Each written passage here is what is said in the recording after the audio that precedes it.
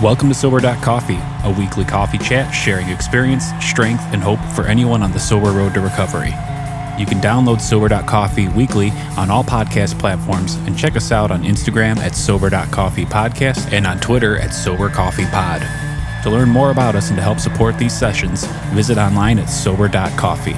Here are your hosts, two guys on their own path to recovery, Mike and Glenn. Let's join them at the coffee shop. What up, Glenn? Man, I love being in the coffee shop. No better place to be, actually. I know. Coffee shop is good. Just a way to connect about sobriety and pick up tools and tips to, well, you know what's get better. You know what's interesting, though? What, man? Yes, it's about sobriety. Mm-hmm. There's no doubt about it. I mean, our lives are different now because we're living this sober path, mm-hmm. right? But one of the things I wanted to talk to you about is through my life, I've got listeners listening to Sober.Coffee who don't have a drinking problem. They're just listening because we're talking about life hacks and things like honesty and humility and openness and doing real work. Does that make sense? I mean, it makes so much sense to the point. Yes, it's not just like, we talk about the car crashing into the wall every week here, So I have to share. First of all, I think we're going live on Instagram. Are we live, Brian? We're live. We are live. Hey, so I mean, we've never gone live on Instagram. I think we have some folks that may jump in and just kind of chat along with us. We'll see how it goes. But it's funny that you say that because I was having a conversation with my wife last night about retirement, right? Mm-hmm. And she's like, well, Glenn, I maybe want to stay here, in Chicagoland. We have so many friends and connections and just got everything figured out. Going somewhere else, we're going to, have to figure everything out new. We'll have no friends. And she looks at me and she goes, well, you won't have a problem. And I'm like, well, why's that? Right. She said, well, your AA thing, you have, instant brothers and sisters. Uh-huh. She said, you can go to 3 meetings and have 10 brand new brothers. Right. I mean, close brothers. And you could do it in Switzerland. You could do it in New York City. You could do it in California, Kentucky. Right? And she's right. Yeah. And then secondly, she goes, in this church group thing you can go to a new church and within a month you'll have 10 new friends. Yeah, 5 guys in a church group, right?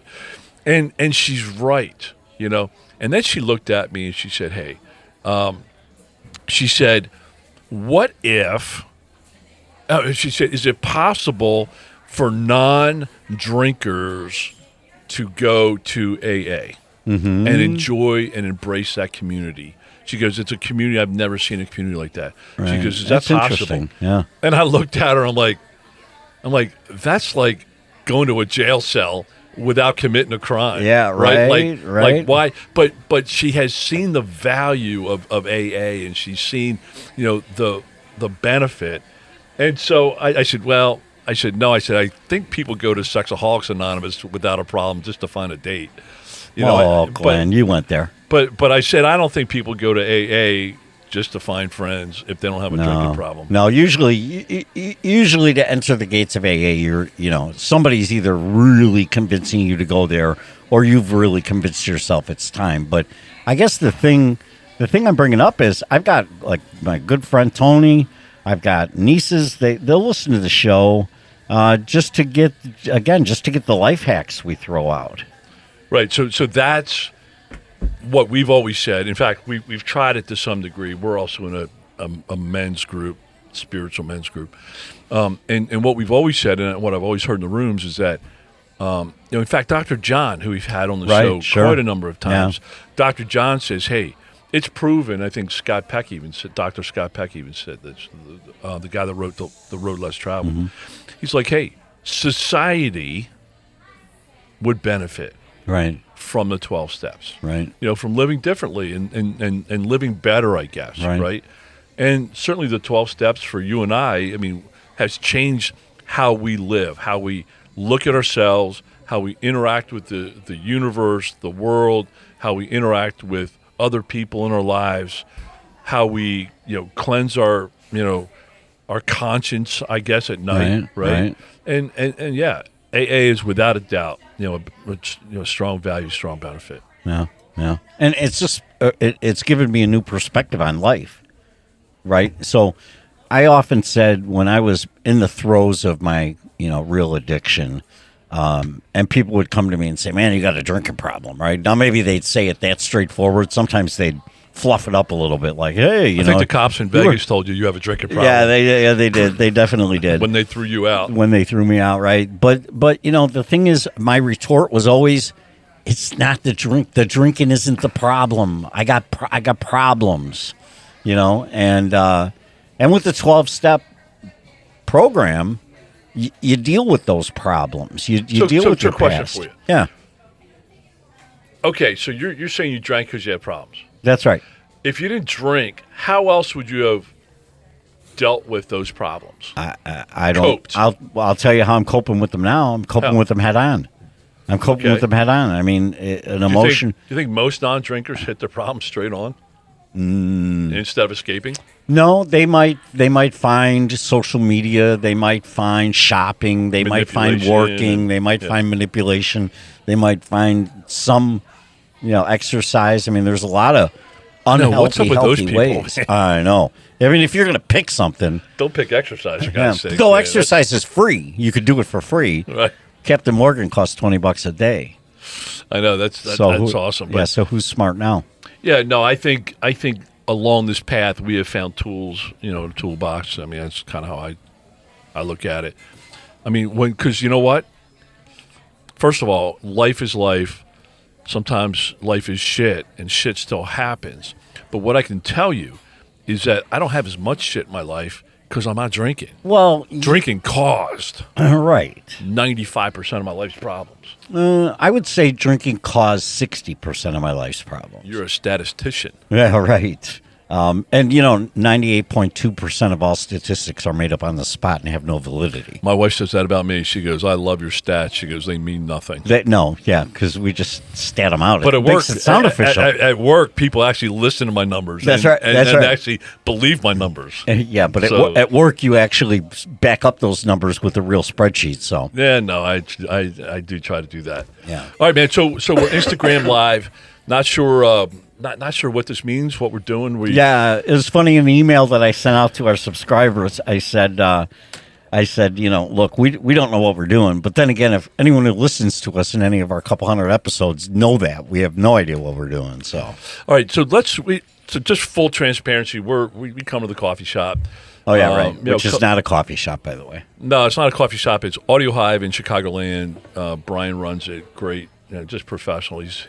We're almost 200 episodes or something. Almost 3 years we're coming up, and we've connected with a lot of people internationally. Actually, I think we have people in Bangladesh and Switzerland, and we're big in the UK, right? Yeah.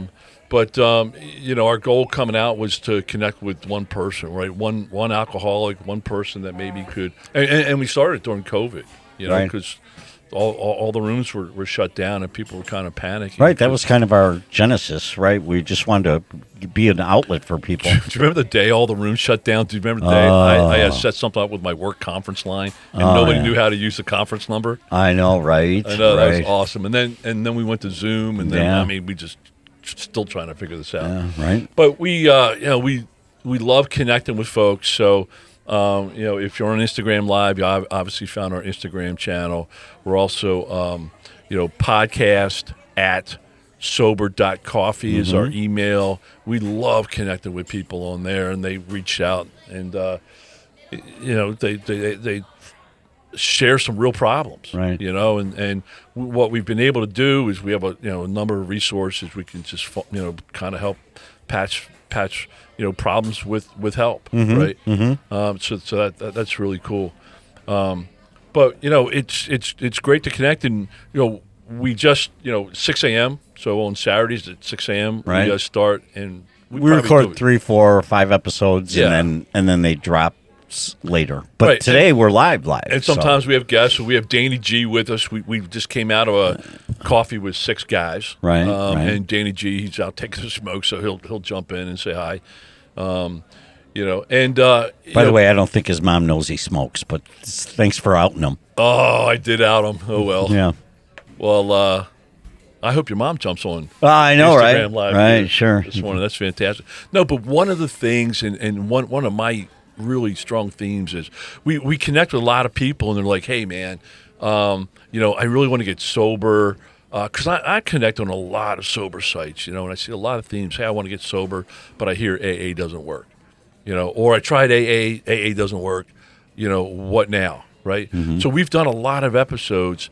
First of all, our stance, right? It's not like, well, are you a Democrat or are you a Republican, right? Or are you in the middle, are you leftist or rightist? I mean, that's not what we're about at all. We are pro-sobriety. Pro-sobriety. I mean, we don't care, if you worship a light bulb and found sobriety. God bless you. Right. Right? But when people ask us for help, all we can do is share our story. Right. Right? We can only share our experience, our story. And my experience is I've tried several other ways. Mm-hmm. I've tried the easier ways, and they haven't worked. Mm-hmm. Right? I love the sober programs out there that are create your own. Mm-hmm. Right? I just love that because guess what? I did that for 50 years. Right. I created a program. Hey, I'm only going to drink beers. Right. I built myself a program. I got myself motivated. I got myself a start date. Right. First night, I drank 2 beers. Wow. I went to bed. Yeah. I was Superman. Oh, sure. I solved all of life's problems that first Tell me night. about the next day. Next day, I had 3. Okay. Now, Still wanted, pretty respectable. Hey, my program, my goals, I built my program. Pretty I said, I'm going to have respectable. 2 beers, but I had 3. Okay. And I'm like, oh, Glenn, you're getting out of line here. Mm-hmm. Third night, drank a handle. Okay. So I was Cliff, off the cliff. I was living my own bullshit, and finally, I got to the point, and I was in AA. You knew that I was in AA for a bunch of years, and I was working my way. Mm-hmm. I went to meetings when I felt like it. Mm-hmm. I would work the steps when I felt like Mm-hmm. it. I was honest, rarely, when I felt like it. Right. And I got the result. I got another disastrous relapse over and over and over again, and finally, I got to the point, and people say, well, AA doesn't work. How's it work for you? And my only response is experience is I got to the point I was sick and tired of my own bullshit. Mm-hmm. I had enough proof that my bullshit wasn't working. Mm-hmm. And I finally got to the point where I said, you know what? I'm going to surrender. And I remember this is... I think I had 3 months sober. I went out to a work conference. I relapsed on the plane on the way out there, and I had no program, right? So I'm sitting in a bar, 6 a.m., at the airport. Guys next to me are drinking Bloody Marys. Waitress turns around, instinctive. She goes, Bloody Mary? I'm like, absolutely. So, that's my relapse. I had no gates, no program, no walls, no just went back in. tools. Right. It was an instant, and I relapsed. And during that week, it was a 7-day conference. I was in a total black. I have no memory of 4 days. Wow. And then I hit 6 hospitals across the country coming back. It was in Palm Springs.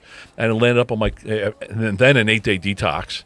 Mm-hmm. And I landed up on my counselor's floor. And I was just so, I had nowhere else to, I had no options. Right. And I looked at him. I'm like, dude, I will do anything you tell me to do. And I did. That was my counselor of what became a 4-month program. And then I surrendered to my sponsor. I'm like, dude, I'll do whatever. I surrendered to the guys in the program. They're like, Glenn, let's take a walk. Oh, I don't like taking walks. Well, I surrender. I'll take a walk. And then I surrendered to AA. And I surrendered what that book told me to do. And I surrendered the rooms of AA and what the people, because they knew how to get through yesterday without drinking by noon, without buying, booze at the gas station at 6:01 a.m. So when people say AA doesn't work, frankly, I almost feel sorry for them. It's like having a winning lottery ticket and not scratching off all the numbers. Right. Can I also throw out there that there's probably reasons why AA doesn't work for individuals or myself, right?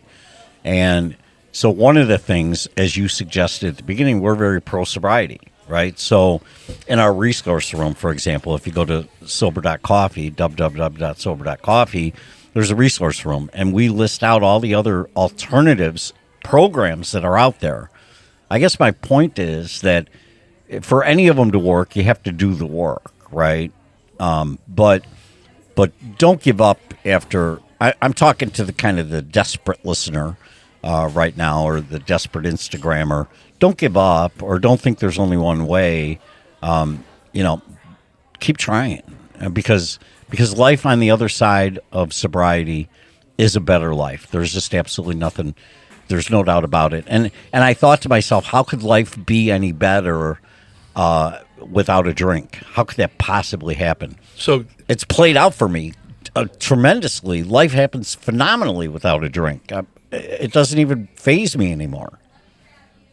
So how do we bridge from, because right as you were, that took me back to, I mean, when I was hungover and I used to hear people say, "Oh man, life without drinking's amazing," right? And it was so far away. Sure, right? I mean, how about it? Like how do you bridge from the pain that you're in to hope and amazing? I mean, I'm 9.5 years away from that point of surrender, right. And as I look back, I can see a pretty damn long bridge. To I mean, it was at least. I'm on a bunch of stuff, right? And I see people, and I'm not mocking here. I'm just pointing something out, right? They have 8 days sober, and their entire lives changed, and their lives are beautiful and wonderful, and I mean, hey, God bless them. That did not happen for me. It was a minimum of a year before I started to see a little spark. And then I had to. I saw the spark. I felt the spark, and I'm like, I'm just going to stay in this program. I'm going to keep doing this, and hopefully I'll get a little bit of that spark again. Right? I had enough of my own bullshit. I wasn't going back to my bullshit. Right. And I said I'm going to stay on this path. But I don't know how to paint a picture for somebody to say just keep going, just keep doing it. Right. Well, yeah, I think two things that jumped out at me. Number one is I felt that spark the first day, and it's never. Is that because the pain stopped? Yes. Or yeah. No. And I'm not talking about the pain of the lawyer or the pain of the pressure of me drinking or the pain of a bad career place that I had put myself in. I'm talking about that deep internal pain of hopelessness. Okay, so just to bring people to speed, people may not know your full story. You were a heavy drinker, and you got to the point one morning you woke up and it was another same day of alcohol. It was like Groundhog's Day. Alcoholic hell, right? And you went to the bathroom and you tried to get yourself together, take another, and you said the words, "Help! I need help. I need help." Yep. And your wife was within earshot, right. Heard that, and then you were whisked away to doctors and to a program, and right. Yeah, I ended up in a detox for, apparently they told me, for 5 days I was in ICU. It was pretty treacherous. So when did you feel that spark? As soon as I came back to consciousness, which was about 8 days in. On the way to rehab. On the way to rehab. Driving to rehab. Yeah. I knew Wait. I'm going to call you out. All right, go ahead. I'm going to call you out. So what I remember about that drive, about that story is, and it doesn't align with a spark. Uh-huh. What I remember that is, I think I overshot this. That's exactly what I told my wife on the way out of rehab. I go, I think I overshot this. Maybe I could tackle this one way. And even though I had decades of experience of not being able to tackle this drink problem, and now I tell her. But here's the point. Yes, I did tell her I think I overshot this, and was the spark very big? But I didn't jump out of the car. I didn't exit the vehicle at a stoplight. I went through it because I needed something different than what I had. Were you duct taped in? No, right, exactly. Well, the handcuffs, I didn't have the key, but no. Well, I remember going. I was in, again, I was in so many hospitalizations, so many detoxes, and I remember I was leaving one detox, and I had to go an hour from the detox to my rehab. Mm-hmm. 1 hour. So I was in detox like 5 days or something, and I had to drive to my rehab, and they were ready for intake. Mm-hmm. And I went by myself. in that 1 hour, I went to the pharmacy and refilled the pain pills prescription. Wow. And I went in 1 hour. In 1 hour. And in 1 hour, because I showed up on time. Yeah. But in 1 hour, I refilled my meds and I went to a liquor store. Wow. And I showed up at the rehab totally hammered. Wow. And, they wouldn't take a drug test, Sure, right? right. And I couldn't even take a pee, right? So then I had to go back into another 5-day detox to clean up before I could go. I mean, it was... Wow, you're like a brochure, man. That's the crap that we do, man. Yeah. That's the crap. But life's different today. Right. Right? So... Hey, does this Instagram thing allow us, like, if somebody's on live with us right now, can they type in a question? Do we know? I don't know. Brett, yeah, they should. Yeah, so if anybody's joining us right now, has a question, comment, that'd be great. We could... Rapid shots, man. Rapid espresso, sober espresso shots. Yeah. Okay. Oh, I know Bob. Bob from North Dakota. Say hi, Bob. Man, what's up, Bob? So we, it's just amazing how, it reminds me. I recently connected with Bob. I don't think he'd mind me sharing the story, but his sponsor recently passed away. Oh. And right, and it's almost like how long a relationship did they have? Do you know? Years. Number of years, I believe. Okay. And it's like, what now? Yeah, right. It reminded me of when our Mokina Fellowship was going to move locations. Mm-hmm. Right. It almost like shakes your foundation because you got a routine. You know where you're going. A routine. Yeah. I know where I'm going. I know how to get there. I know right. where the bathroom is. I know where the coffee is. Right. And hey, I didn't have a lot of confidence, early on, and so I've been able to connect with Bob and just kind of stay connected almost daily with him. Oh, that's and, awesome. I love connecting with sobriety, but if people think the virtual world doesn't work, this is several years ago. I've got a at Stay Sober Today Twitter account, and I connected with this guy, and he wasn't an AA guy, right? And connected with him, and he's like, I talked to him for like 3 months, right? And I said, hey, you know what? I really suggest that they hit the rooms of AA. And I said, give it a try. Just give it a try. He goes, oh, I can't do that. I said, why? He goes, everybody knows me in my little town. And if I go to AA, I walk in that room, they're going to judge me that I might have a problem. Right.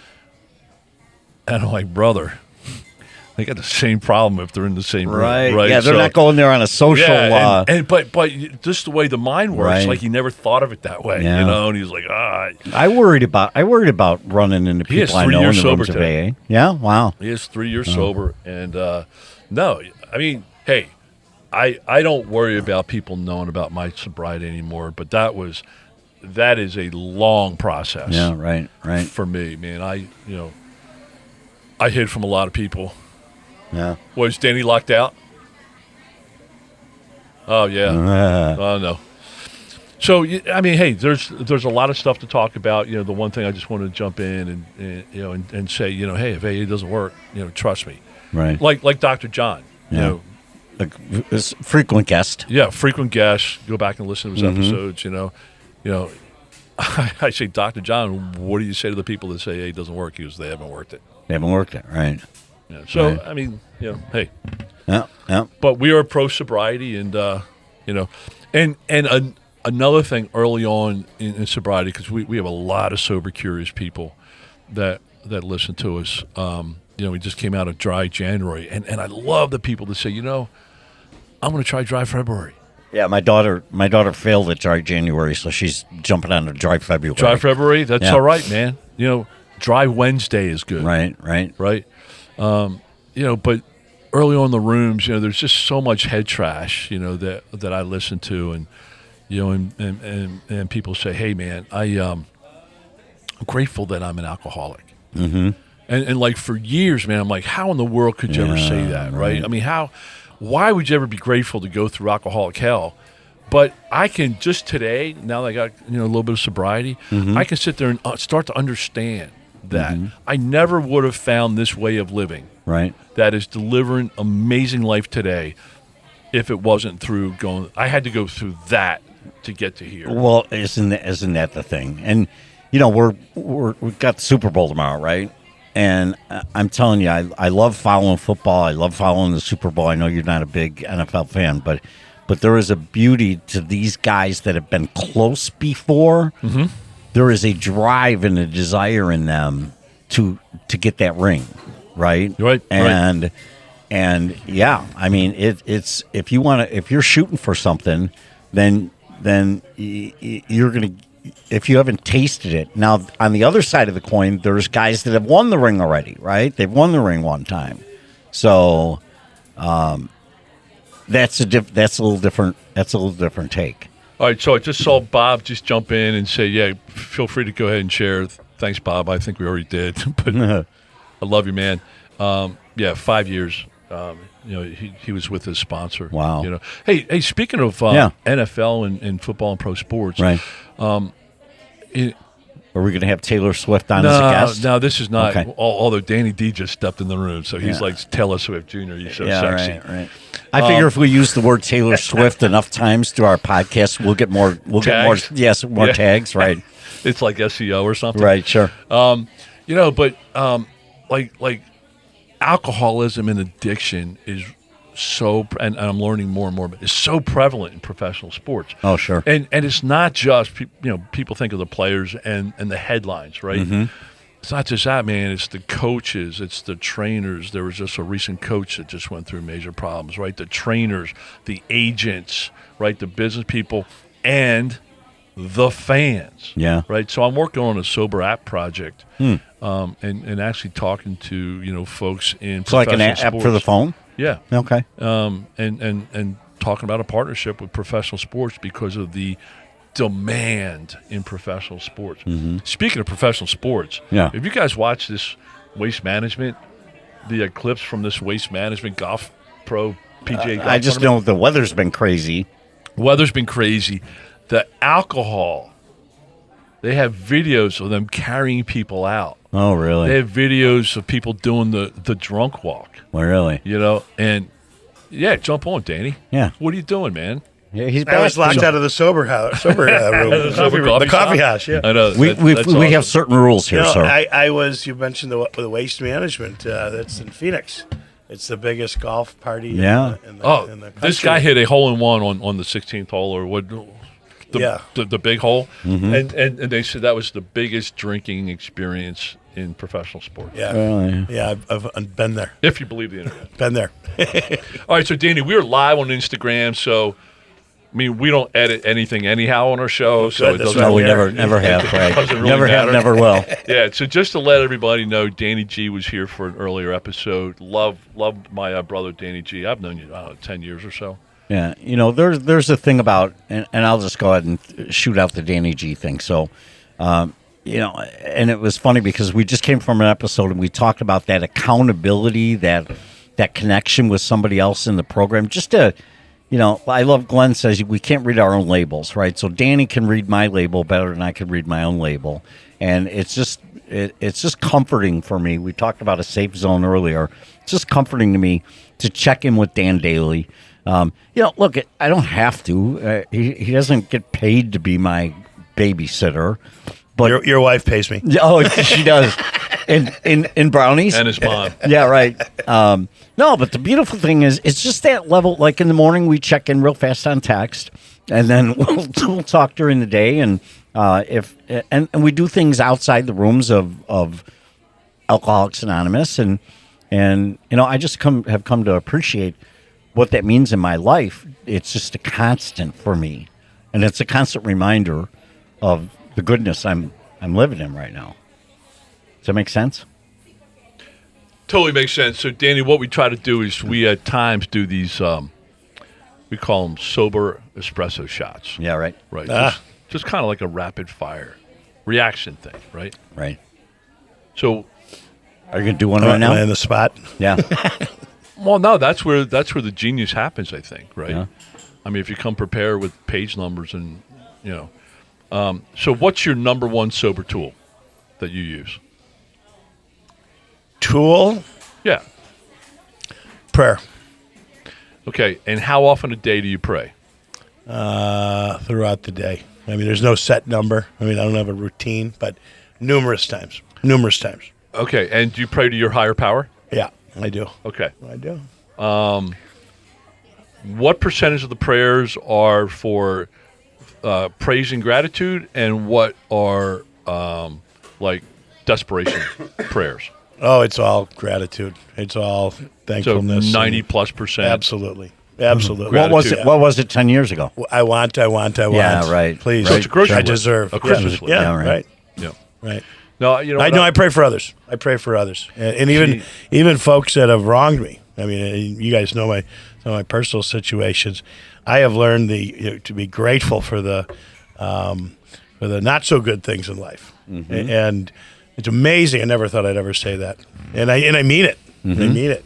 It makes me. It clears, as we were talking earlier on the other episode.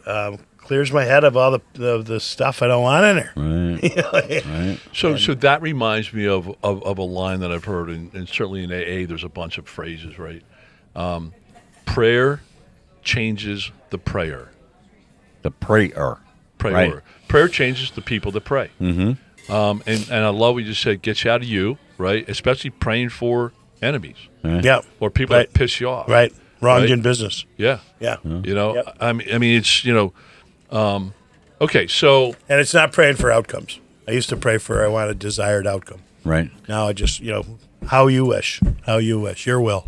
did I ever tell you my two favorite prayers that I literally prayed for 20 years? I mean, this is no lie. These are two prayers that I prayed for 20 years. The one is, God, please stop the shakes. And the second one is, God, please give me $1 million. And so, all right, so let's set that aside for a second. So I'm, obviously sliding down the alcoholic sled hill, on full speed ahead. And so I tell my parents about my alcoholism. And my mom looks at me and she goes, son, all you have to do is pray. And I'm like, Mom, you don't understand, man. I got 10 PhDs from Rush. Right. I'm in a highly functional program at Rush, 10 PhDs. I got, I'm on this, I'm on medicines. They're going to fix me. Yeah, I'm like, you don't understand, Mom. You're clueless, right? But as I look back, she was 1,000% right. I just didn't. I had no idea what that meant at the time. So, what I've learned in sobriety and what I've learned about prayer is my two prayers were answered. Not just how I wanted them to be answered.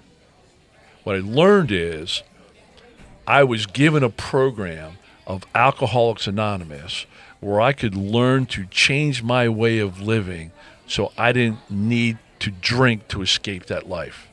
And ergo, you wouldn't have the shakes. I didn't have to shit. Guess what, Mikey? All right, they went If I away. don't drink, if I don't North of $1 drink, million. Yeah, right. if I don't drink, I don't get the shakes. Right. And then secondly, no, I didn't wake up one day and there was $1 million in my bank account. But guess what? God gave me health. He gave me talent.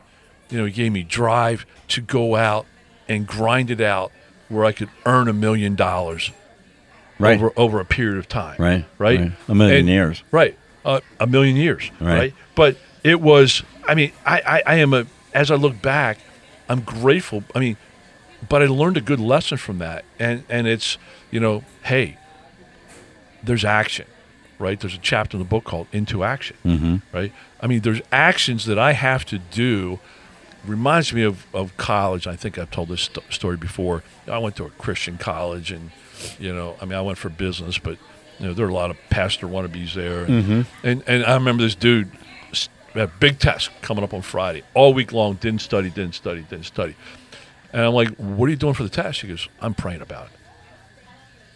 I'm like, aren't you going to study? No, God's got his hands on me. It's my will. It's God's will. I'm just going to do well. Well, he failed, right? And he couldn't wrap his head around it, right? And that's into action, right? I have to do the action today, but I've got some momentum around me. I still don't have it all figured out. We're still trying to figure it out. But, hey, you know what? God does answer. But when you pray, you get outside your own ego I think when I pray, I recognize that I'm not God, right? And that's a big lesson for me and for some of us. Secondly, is I'm like, you know what? I can't do this alone. I need help. And that's why, I reach out to you guys because I can't live life alone. Right. You know? But prayer changes the prayer. Yeah, I like that. I like that terminology a lot. So my tool that I use daily is to bring myself back to October 13th, 2018 for a moment.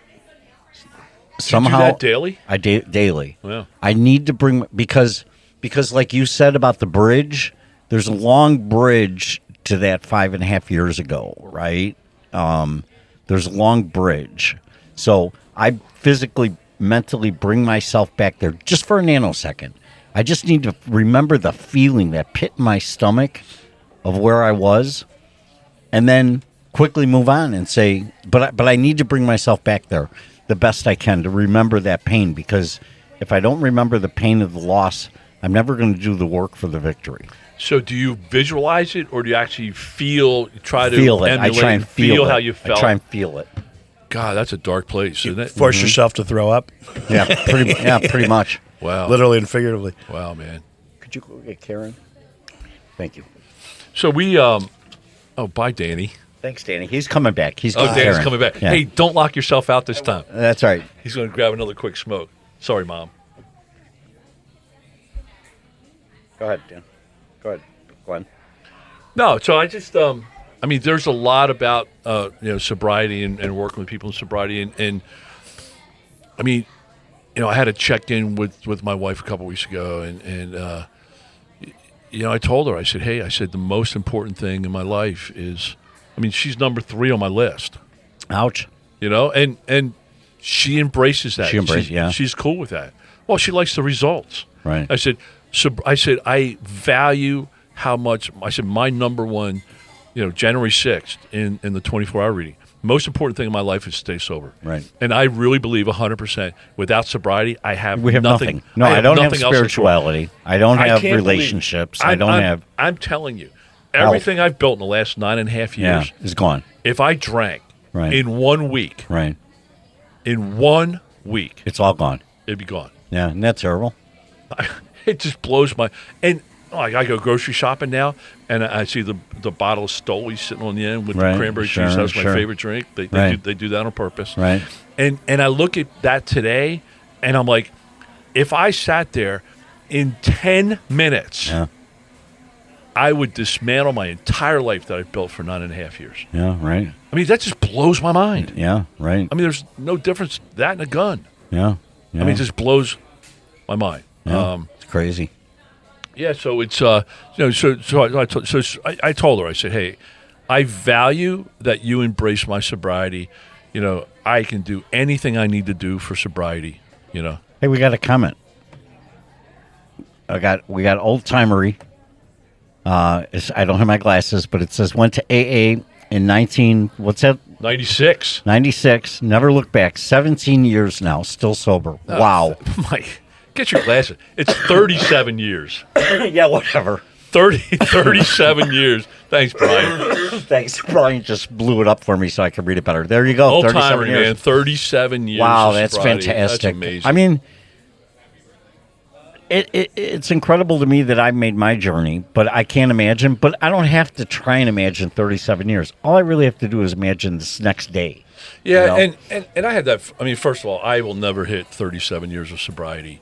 Yeah, statistically, I'll be dead first. No, right? Hey, I just won't. But I never in my life thought I hit 8.5. Yeah, right. Never. I couldn't even hit a week. Right. Well, what's the math? Seriously, what's the math? Grab a pen. What would you have to be? How old would you have to be for 37? So you only need 20 some more years. Hey, Karen. Hey, Karen. Karen, we are live on Instagram. We're live on Instagram, so just so you could just say hi. So I don't know, man. I'd be 100. Okay, so that's possible. Yeah, it's possible. No, I'm not going to argue it. But you know what? For me, I can't relate to 37 years. Right. Because I've never done 37 years. Right.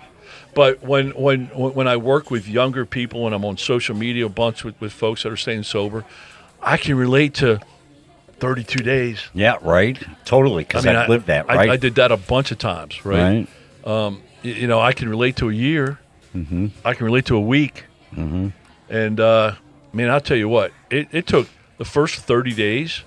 I didn't sleep for 30 days. I can relate to that. Right. So when people reach out on a bunch of sober sites that I'm on and connected to, they're like, hey, I'm 2 weeks sober. How do I sleep?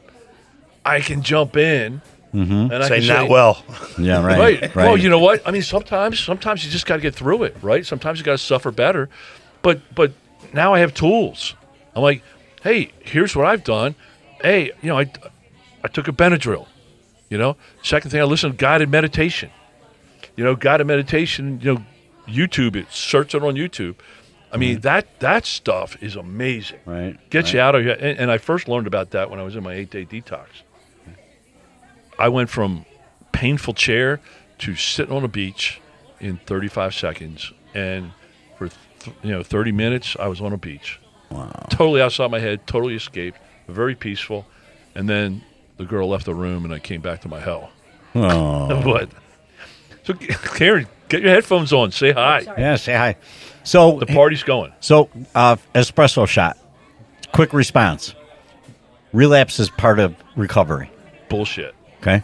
So I first of all, it was absolutely a part of mine. Mm-hmm. I was relapse king. I've relapsed so many times. but I see so many times, and I'm probably being a jerk here, but I see so many times on social media where people relapse and they just want to give hugs and they want to, oh, welcome back. It's great, And I kind of went, hey, Devin just jumped in 151 days sober. Oh, way to go, Devin! That's man. awesome. That's awesome. All right, old timer was 34. Now he's 72. We're trying to do the math on that. So that's great. Thanks for the comments. Wow, 151 days is fantastic, man. But you know what? We know, and we have gone. For me, today, because I always like the hugs too. Mm-hmm. When I relapsed and screwed up yet again. Right, sure. I enjoyed the hugs, right? But what I've learned is relapse is a fire alarm. Mm-hmm. It is a serious, urgent fire alarm that something in your program is not working right. Mm-hmm. Right? That something needs to be addressed, something needs to be elevated, that some changes are needed. And what I've said, because I was with somebody this week, very big in sobriety they are, and they were all about the hugs. Mm-hmm. And relapse doesn't matter. You know what? Tell that to the people whose funerals we've gone to because they've relapsed. Relapse is serious as fuck.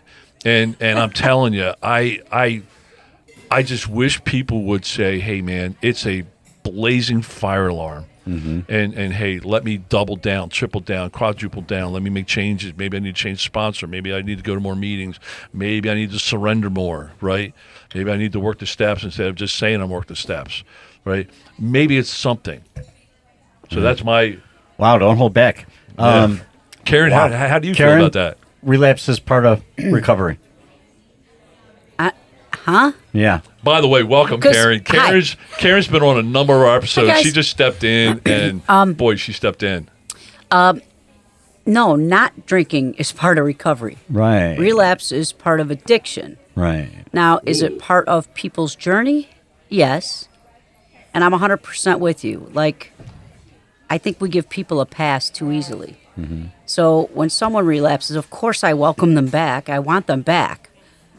But I encourage them to get in touch with either what you were doing that you shouldn't have been or what weren't you doing that you should have been. Mm-hmm. Because you don't have to relapse. Right. We have 8 quadrillion tools at our disposal. Right. The what do they say? The kit of spiritual tools. Right. 8 quadrillion? Wow. It might only be 7.5 quadrillion. 7.5 I forget. All right. The last time I counted, it was but they roughly added a 8. few, so I think it's almost 8 quadrillion.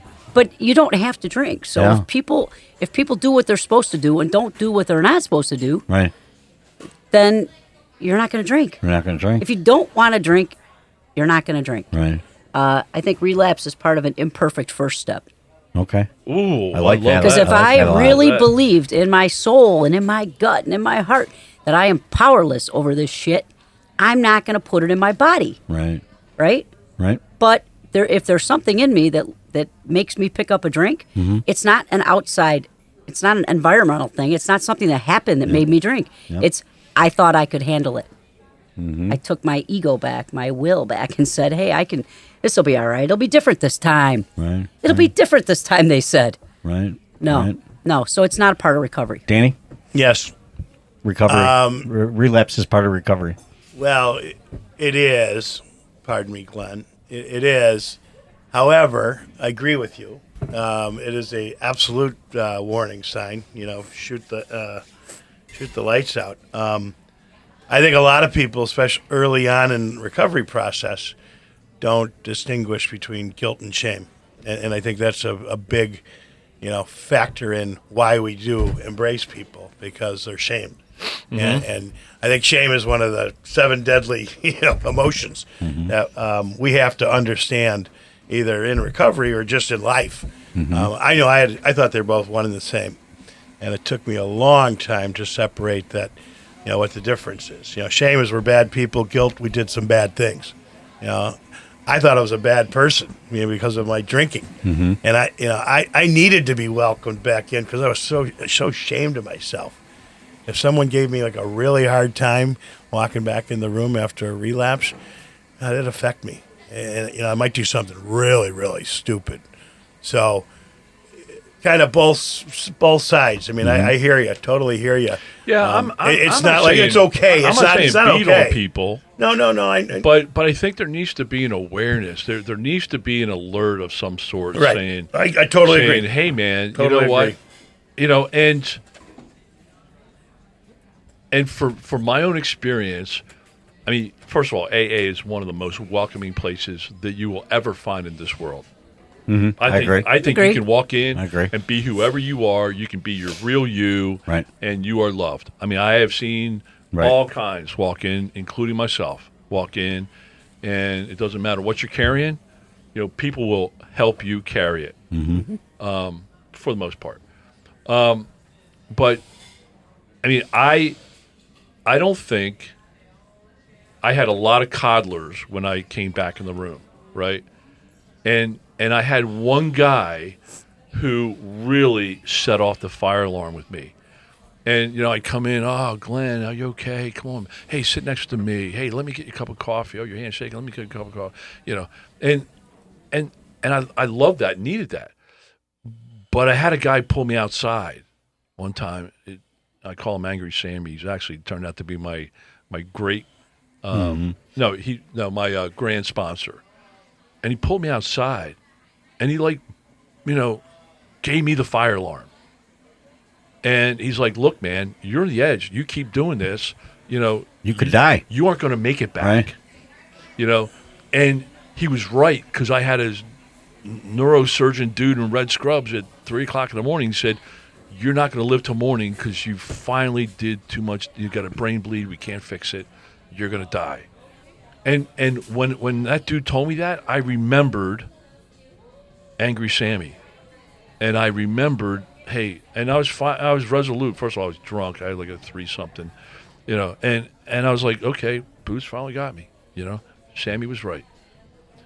But so I don't know. I'm not saying beat people up, but I saw value in being pulled aside and say, "Hey, man, there's a fire alarm going off. Let's work on this together. Let's do something." Can I say 2 things? First of all, we're almost done with our Instagram time, because we've got another session that we've got to jump on. So, but I would like to add to the mix that. And first of all, let me define relapse, because in my drinking career and my trying to stop career, I relapsed a million times in my Those whatever aren't that real number relapses, though. Those aren't. You have to Yeah, be this is sober before you can quadrillion? relapse. Quadrillion. Yes, I'm tried a quadrillion times to quit drinking, and every one of my attempts failed.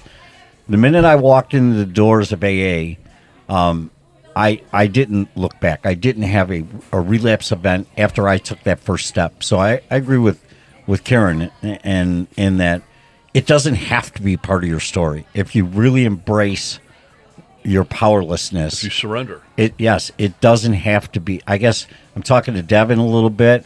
At 151 days, it doesn't have to relapse. It doesn't have to be on my resume to call me a successful recoverer. And relapse might be part of my story tomorrow. I don't know. Today, I'm going to work on it not being part of my story. Right. But just it doesn't have to be part of somebody's story. You don't need that on your resume. I will tell you this real quick. When I was, like I said, you have to be sober before you can relapse. So trying to get sober, I don't really call those relapses. I was 3 days short of a year sober, and I went back out. Something happened that made me think a drink would fix it.